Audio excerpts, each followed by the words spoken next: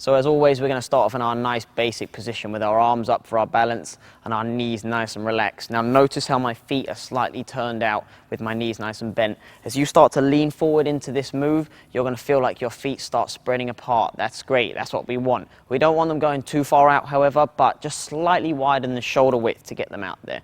Especially when you're starting off. When you feel a little bit more advanced, a little bit more confident with this move, we can really start pushing them out. But for right now, keep them slightly wide in the shoulder width apart, because after they've spread out, we're going to need to pull those feet back in. We're going to use your adductor muscles, your groin muscles. We're going to pull those legs right back in. So once you've brought them out, you're going to turn those toes in, and they're going to come right back together.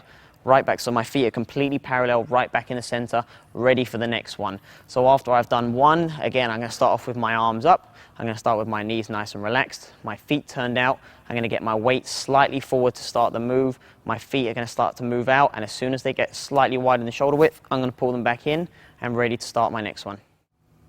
If you wanted to break this move down a little further, we can break it down into two parts. The first part is bringing your feet from being together to going out. Nice and simple. If you get your weight forward into the move, if you got your knees nice and bent, they're going to move out smoothly. It's going to feel effortless. You're just going to follow your feet. But again, make sure you do follow your feet. Okay, you don't want to start to lean back and leave your weight back there. Otherwise, your feet will move and you won't, and you'll end up on the floor. Okay, so we've got the first part. That's the first part, nice and easy. The second part's a little more tricky, but once you've got this part, the move's going to be simple for you. So at this point, we're going to start with our feet out in our position where they get to after our feet have spread from the first part. We're going to start with our feet out. Your knees are still going to be slightly relaxed. They're going to be almost straight at this point, but you can see here, I've got a slight relaxation in my knee. So from here, this is the most difficult part. I'm going to have my arms out. My weight's still got to come forward, but I'm going to pull my toes in and I'm going to pull my legs together. You can see that I've still generated some speed. So if I take the first part and put it with the second part, I'm hopefully going to have a full lemon, which gains me a lot of speed.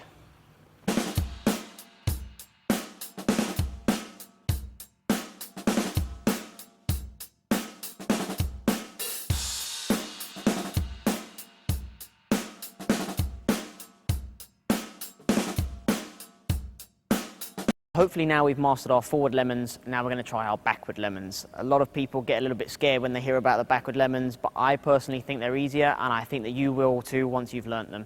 So we're going to start off in our position with our arms up out to the side for our balance, our knees nice and relaxed. Now exactly where we were putting our feet, we're putting our toes out for the forward lemons, we're going to do exactly the opposite. So our feet are parallel, we're going to turn our toes in for the backward lemons.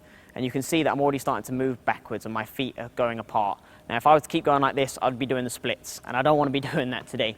So what happens, you've got your arms up, knees bent, feet start moving out. When they get shoulder width, just widen the shoulder width, you want to turn those toes out, pull those heels in. So you've joined those feet back together. That's why we call them lemons here. So things you want to concentrate on are really using those knees to start off nice and bent and relaxed so you can push them out. Watch as my knees start to straighten, and then pull, pull, pull, pull, pull. You use these inside muscles to make sure that you squeeze those feet together.